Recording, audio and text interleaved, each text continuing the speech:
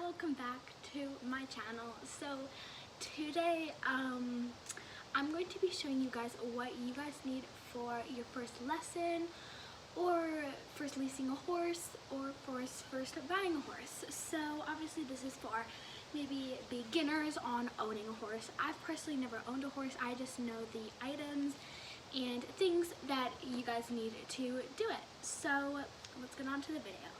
So I'm first starting with the basics. I don't actually have all of the stuff that I do need, but I can just tell you guys it. So starting off, we have riding boots. So riding boots are really important for, oh, everything's falling, for shows and for just normal everyday riding. It's also very nice for like paddock boots. I don't have paddock boots because I just use rubber boots if I'm just going out there to maybe clean a stall or something. I do put on paddock boots. I don't have any paddock boots right now, but I'll hopefully try to get some, because right now when mucking out, you know, stalls and stuff, I just wear my normal riding boots. So it's really nice to have paddock boots so you can go in the stalls, muck them out, without ruining your very high quality, if they are very high quality riding boots. So I would always have some paddock boots on hand, but these are just normal riding boots for shows. These are actually, I call them knee-high boots because they go up to your knee, and they're usually for shows, so you don't have to wear half chaps while doing shows, because that doesn't really, it doesn't really look very professional. So usually for shows you have to buy knee-high boots. So yeah. The next thing is a girth. So it's very important to have a girth because obviously so your saddle doesn't go flying. And yeah, it's very important to have a girth. Make sure the girth fits your horse before buying one.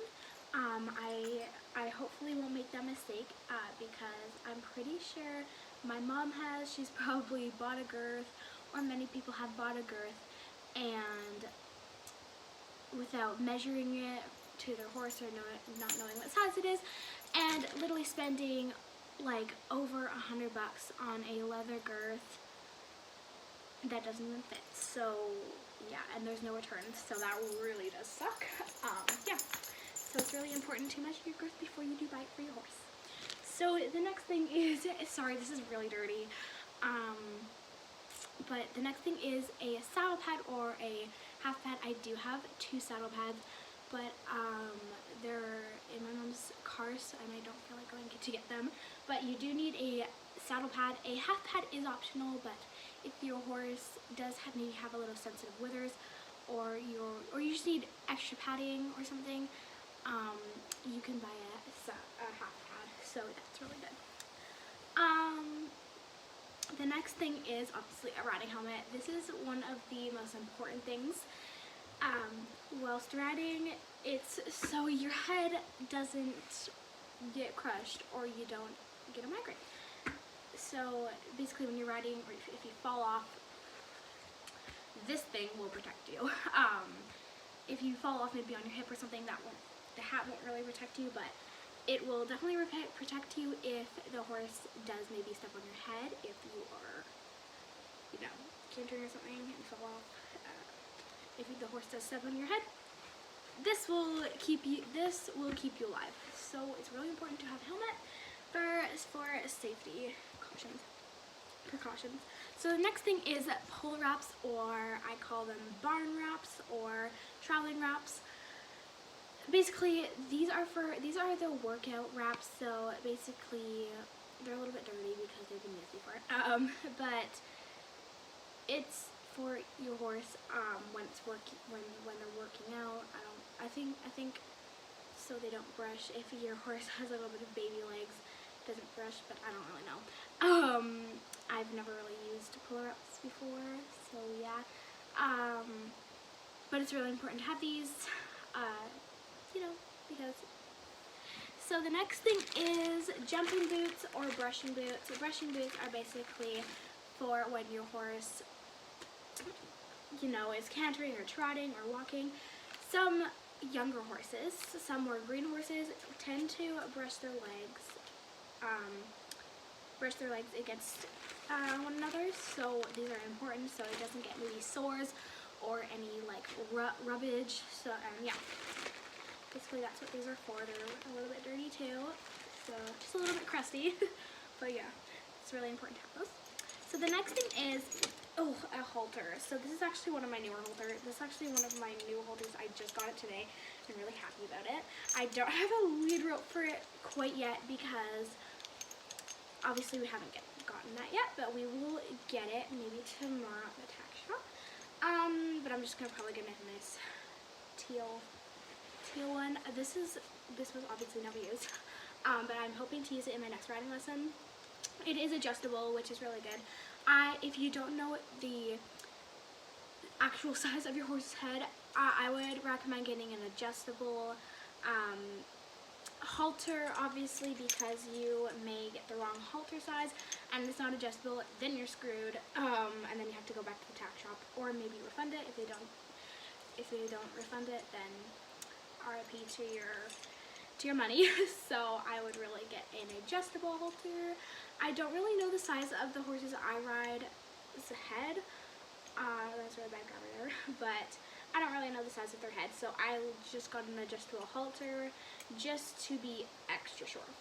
So yeah, the thing I really like about this halter is it's because it's my favorite color, gray and teal, and it is actually, okay, I'll show you up close.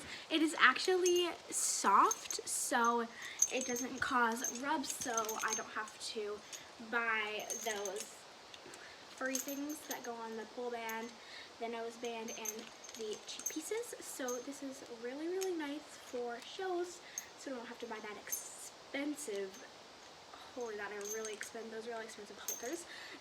So yeah, I really like this halter because it's nice and it's fuzzy, so it doesn't cause rubs or sores, and yeah, I just really like it overall. So the next thing is a braiding kit. A braiding kit is really nice for shows, or if you just want to braid your horse's tail for maybe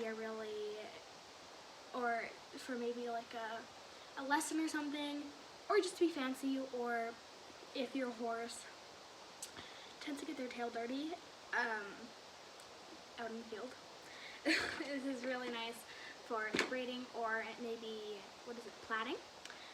So it's basically, if I can even get this open, it's kind of stuck. I don't think I can get it open. But there's like, oh yeah, okay, there we go. There's some really old hair nets. I don't know why they're in there. There's some bobby pins, some horse spray thing. There's combs, and yeah, it's just normal plaiting supplies. So I would really recommend doing this if you are going to shows or something. So the next thing is obviously not really the most important, but kind of important to the horse, treats. So you obviously have to know what your horse likes, and what's best for their diet. I just get the classic apple snacks, apple bites, whatever you want to call them. They're petaled apple treats for horses. And the ingredients are dried apples, pomace. I don't really know how to, sorry if you can't see that, but I don't really know how to pronounce that. Wheat and molasses, I don't know. But they were $5. Really, really good price for the horse treats, because usually these are sometimes like $8, $10, because horse treats can be horse treats and horse food can be very, very expensive nowadays. So I just kind of get the cheap stuff, but obviously healthy stuff, because I don't want to feed my horse cheap treats, which is, because he's kind of, I don't want to feed the horses at the barn cheap treats because they kind of have expensive taste. So yeah, these are, it's just the normal apple bites, apple snacks, and here, I'll actually show you. They're like these small horse treats. They smell like horse treats, which I don't know why I smell them, but they definitely have an apple scent, that's for sure, because there's obviously dried apple in it. But I really love horse treats for after you ride or before you catch them. I usually do it right when you catch them and then after the ride, but since this is a really, really since this is a quite more of a small bag, then I am just going to feed it after their ride, because I just know that they've been a very good horse.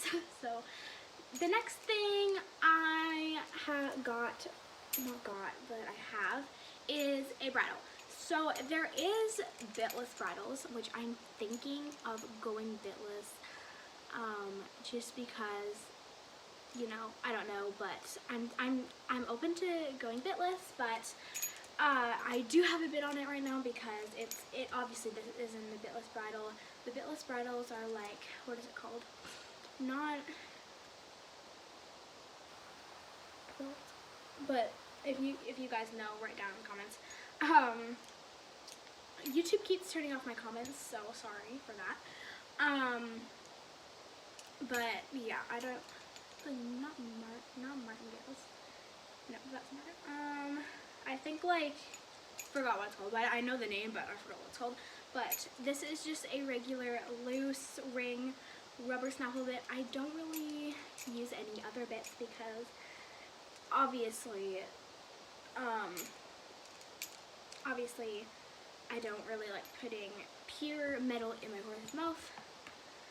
I know everyone has a different opinion on bits, so I'm not gonna throw anything up there, I'm just saying. Okay, so a bridle is really good because it obviously, you need a bridle for your horse. Don't buy a random bridle, make sure it fits your horse first, so that's really important. So the next thing is a martingale. Martingale is basically like the same thing as a breastplate, either way. But this is one of my older martingales.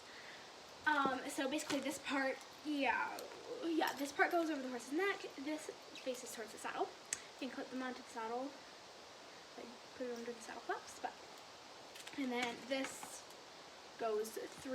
part goes through the girth. And I believe this part, I don't know what that part, oh yeah, this part goes through the girth as well. So I really like martingales or breastplates. They keep your saddle from sliding back, which is awesome. So the next thing that I got, which is actually pretty new, I got it today, along with the halter, the horse treats, and something else I'm going to show you. So riding socks are really awesome because they keep your legs in general warm. I don't really like the socks I'm wearing right now. They're just ankle socks. I don't really like these for riding because obviously they sit down in my riding boot, and they also just don't really stay on my foot, and they also keep my, like, it's not very pleasant riding in ankle socks. So yeah, and they don't keep your feet warm at all. But these are just kind of like thin ones. They're thick but thin, you know. They have little horses on them, which I find literally so adorable. I picked these ones out because they match best with my color combo. Yeah, and these ones are the knee-high one. This is not sponsored, so yeah. But these are actually kind of expensive, but they're really good, quite high quality. Obviously, it's knee-high, so yeah, I'm pretty sure I actually need that, but just clarify. It's kind of thin, honestly, but I like thin socks for maybe the spring, summer. Oh my gosh, I lost my words there, but it has really cute horses on it, and I really love them. So yeah. The next thing that I got, which is actually new, sorry, there's two things here that are new, is this tan riding shirt. Hold on. I'm just going to take the price tag off of it. There we go. So, this is a tan riding shirt. This goes with my breeks so well. I just love it, and it has like a kind of like a half turtleneck, so that's really nice for riding, and it also unzips so you can fit in there.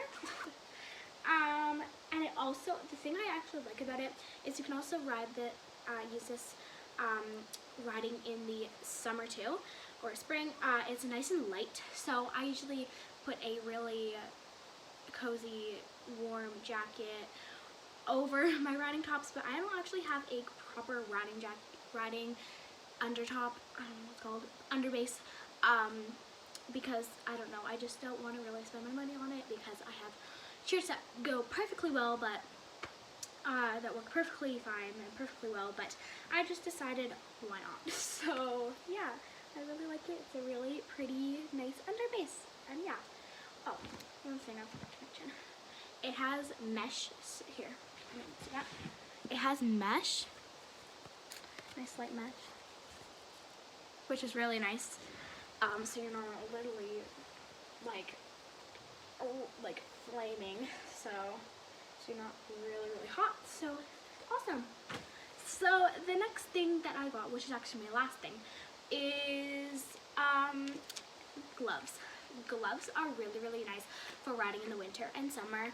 Once you start riding in gloves, you can't go back, trust me. Or there may be some uncomfortable for some people, but honestly, for me, once I start wearing gloves or anything, I cannot go back because your hands are so used to being like nice and light. My hands personally get ripped apart when the horse rips the reins out of your hands, and they just get shredded and just scabby, and it's just gross. So I use gloves. These are not used because I got new ones, but if you can see, they have grips on them, which is so nice for like gripping the halter, because so many times when I go out with no gloves to catch the horse, I drop the halter in the snow, and it's all snowy and cold, and I go to pick it up and I go to put it on the horse, and my hands are just covered in wet, cold snow, and it's just not very pleasurable. I personally hate riding without gloves. I don't mind it, but I don't like it because honestly my hands just get ripped apart. And these are actually Velcro, so they won't slip off your hands. And they're actually a really perfect fit. You just kind of have to, oh, that was the wrong hand. Yeah, it was. I'm done, okay. So if you fit your hand in here, it's nice, and it's nice and like flexible, so when you go and catch the horse, it's nice.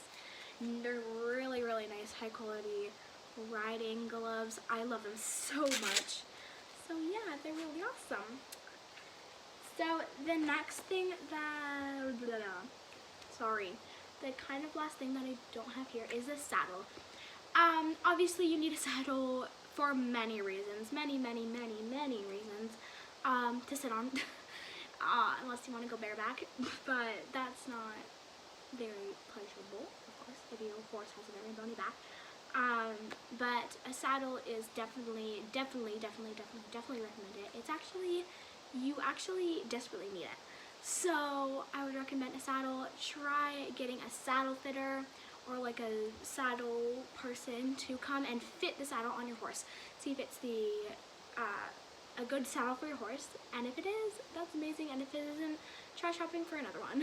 So I hope you guys enjoyed this video of what you guys needed for your first horse or your first lesson.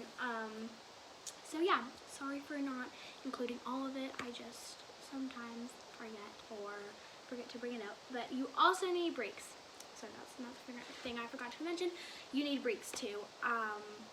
Obviously to ride in. Leggings work as well.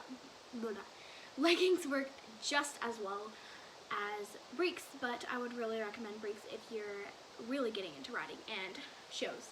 So yeah, that's all. I hope you guys enjoyed this video.